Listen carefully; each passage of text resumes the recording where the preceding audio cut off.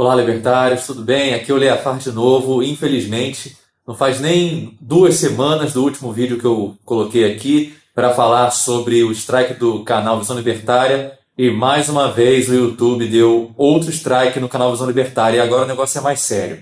Porque o strike dessa vez foi por conta de um vídeo em que eu tô narrando esse vídeo que fala sobre o sexismo na língua. O elo, delo, dela, dele e tudo mais. E por que agora é um problema sério? Porque isso prova que o YouTube, talvez já em seu algoritmo ou talvez já em sua equipe humana, já está pegando no pé e já está perseguindo todo o conteúdo do Visão Libertária. E o que isso significa? Significa que o Visão Libertária possivelmente vai acabar. O canal possivelmente vai cair. E ele não vai cair, não tem como recorrer. Não é um strike de alguém que fez uma thumbnail parecida. Não é um strike de alguém que é dono de um vídeo e deu o strike porque nós estávamos usando o vídeo. Não. É um strike do próprio YouTube. Ou seja, o YouTube não quer que exista uma fonte descentralizada e distribuída de informações. O YouTube só quer que o conteúdo seja progressista, como ele é. Então, infelizmente, tudo indica que o canal Visão Libertária não vai continuar. Tudo indica que o YouTube vai derrubar esse canal. E eu venho fazer um pedido aqui a todos vocês que assistirem esse vídeo.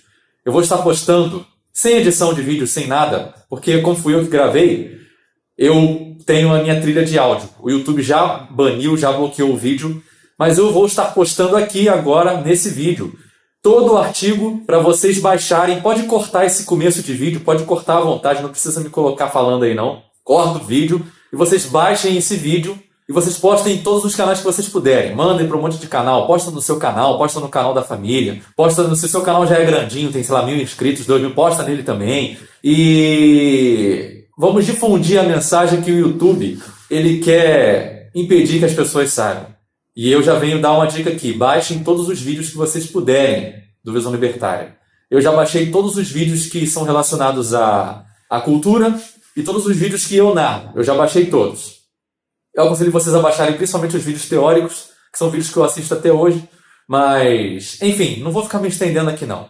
Possivelmente, o canal Visão Libertária vai acabar por conta do progressismo da diretoria do YouTube. E é isso, pessoal. Ninguém está satisfeito. O Peter está muito chateado. Ontem ele falou que não tinha mais jeito. Assim, eu também creio que não tem mais jeito. Só que, obviamente, ele vai continuar com outros projetos, outros canais. Eu não sei bem o que ele vai fazer, mas, assim, eu que sou o dono desse canal aqui, eu estou desmotivado. Eu acredito que os outros donos de canais também devem estar desmotivados. E, pessoal, é isso. Fiquem aí com o vídeo. Repliquem esse vídeo o máximo que vocês puderem. E eu vou estar colocando num Gmail aqui embaixo, no link, aqui ó, nos links aqui embaixo, um link do Gmail, para vocês baixarem todas as narrações que eu já gravei para o Visão Libertária, todas. Todas não, na verdade de fevereiro até hoje. Eu comecei a gravar em outubro do ano passado. Faz um ano, quase certinho, um ano que eu estou narrando para o Visão Libertária. Eu vou colocar todas as narrações, se vocês quiserem pegar essas narrações, se vocês quiserem editar, fazer um vídeo ou só postar a narração com fundo preto, pode postar, repliquem isso e foda-se o YouTube, entendeu? Eu não quero mais saber também de nada. Como um idioma pode ser preconceituoso? Este é o Visão Libertária, sua fonte de informações descentralizadas e distribuídas. Esteve circulando na rede um vídeo de uma militante que se autodenomina transexual não binários, dizendo que a língua portuguesa é sexista por dar gênero às palavras e que deveríamos mudar o nosso idioma. Então ela explica diversas regras de mudanças que deveriam ser feitas para tornar o português uma língua neutra. Mas já se perguntou o que é a linguagem? Qual a função das palavras? Quem inventou o português? A função da linguagem, assim como toda forma de comunicação, é transmitir uma informação. Até mesmo quando você diz bom dia, você está transmitindo a informação de que respeita o outro e deseja que ele tenha um bom dia. Porém, antes da invenção da linguagem, toda a comunicação era não verbal, em sua maioria através de gestos. Só que isso gerava um problema. Como transmitir uma ideia abstrata?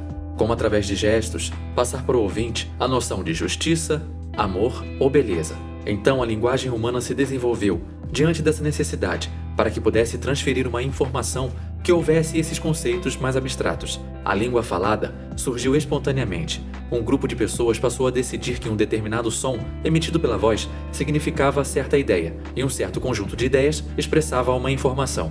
Quando digo a palavra carro, o que lhe vem à mente? Uma coisa utilizada para locomoção ou uma fruta?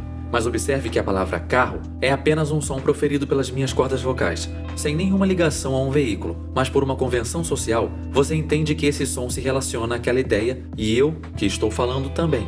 É assim que a comunicação se estabelece, por isso que se eu falar a palavra carro para alguém que não fala português, ele não vai entender, já que ele nunca foi ensinado a associar esse som com o objeto em questão. Dito isto, e quanto à nossa língua portuguesa? De onde ela surgiu? Obviamente ela veio de Bacalhaulândia, lugar que os estatistas chamam de Portugal. Porém, ela foi modificada com o passar do tempo. Por isso que quando ouvimos alguém de Bacalhaulândia falando, conseguimos entender a maior parte, mas achamos um pouco estranho. Diante disso, é natural pensar que a língua portuguesa está sempre se modificando e vai continuar a se modificar. Porém, a mudança requerida pela militante esquerdosa não é uma evolução natural, mas uma mudança artificial nos conceitos, fazendo com que pessoas associem as novas palavras que o grupo dela inventou às coisas que já têm uma designação atual. Mas por que palavras novas surgem? Elas são criadas quando coisas novas surgem, a fim de dar nomes a elas, ou quando se precisa de muitas palavras para expressar uma ideia específica. Por exemplo, a palavra computador não existia no começo do século passado. Quando ele foi inventado, você poderia expressar a ideia de computador dizendo máquina de calcular super rápida. Afinal, essa era a função dos computadores primitivos. Mas dizer máquina de calcular super rápida é bem mais longo do que dizer computador. Então, alguém utilizou esse nome e a sociedade abraçou a ligação entre essa palavra e o objeto. Digamos que você gostaria de chamar o computador de bloquear. Afinal, é uma palavra menor. Você pode até conseguir que esta palavra seja adicionada ao dicionário, se tiver os contatos certos. Mas se ninguém associa esse nome à ideia de computador, a palavra é inútil. Esse é exatamente o problema que temos aqui. Criar palavras novas só é útil se a sociedade como um todo passar a utilizar essas palavras, por terem ligado o som à ideia delas. E como fazer isso? Bom, se a maneira orgânica não funciona, porque a população rejeita a mudança, resta a opção violenta, a máfia estatal. Aqui podemos fazer um paralelo com o dinheiro. O dinheiro surge naturalmente, e o que dá valor a ele é a confiança que a população tem em seu valor. Se todos os bovinos gadosos passassem a utilizar Bitcoin, não importa o quanto esperneia o parasita político, o papelzinho colorido que ele imprime não vai valer nada. E isso não é nenhuma novidade. Para aqueles que nasceram antes dos anos 2000, devem se lembrar do trema, um sinal de acentuação que dizia se a letra U deveria ser pronunciada após o Q ou o G. Essa sinalização foi abolida com o Acordo Ortográfico de 2008. O acordo foi feito por várias máfias estatais que falavam a língua portuguesa com o objetivo de unificar a forma escrita dela. Sim, o Estado usando de força para obrigar as pessoas a escrever de determinada forma. Claro que isso não alterou em nada a forma como as pessoas falam. As diferenças entre o nosso português e o português de Bacalhaulândia continuam as mesmas. Mas deixar que o Estado tenha o poder de dizer como você pode falar é um perigo. Acha que isso é besteira? Então, considere o que aconteceu em Xarope de Bordópolis, ou ainda Canadá, segundo os estatistas. Em 2016, o Estado aprovou uma lei para alterar a Lei de Direitos Humanos e o Código Penal canadense, que, entre outras coisas, proibia o discurso de ódio. E como todos os libertários já sabem, discurso de ódio significa qualquer coisa que os progressistas e esquerdistas não gostem. Pior ainda, pessoas como Jordan Peterson mostraram um problema que tal lei poderia causar, pois o conceito de discurso de ódio poderia incluir o uso de pronomes que não sejam os requeridos pelo ouvinte. Aqui, já não estamos falando em regras de linguagem novas, mas de um idioma para cada pessoa. Se você quiser criar palavras novas e utilizá-las é direito seu, mas impor aos outros que falem é absurdo. Imagine só alguém ser preso por falar o pronome correto segundo a língua falada, ao invés da palavra inventada aleatoriamente por alguém. Porém, essas ideias de criar uma língua sem gênero ou neutra não são novas. Já se falava sobre isso em Trumplândia muito antes da eleição do Homem Laranja Mau, mas esse tipo de imposição estatal teve pouca oposição lá por causa da diferença daquele idioma. No português, todas as palavras têm gênero. Falar o mesa ou a copo é gramaticalmente errado aqui em Banânia. Porém, em Trumplândia, eles têm um terceiro pronome, o it, que significa ele ou ela num sentido neutro, mas utilizado por objetos ou coisas. Por isso, mudar o idioma para um gênero neutro numa língua que já tem isso não é um grande incômodo.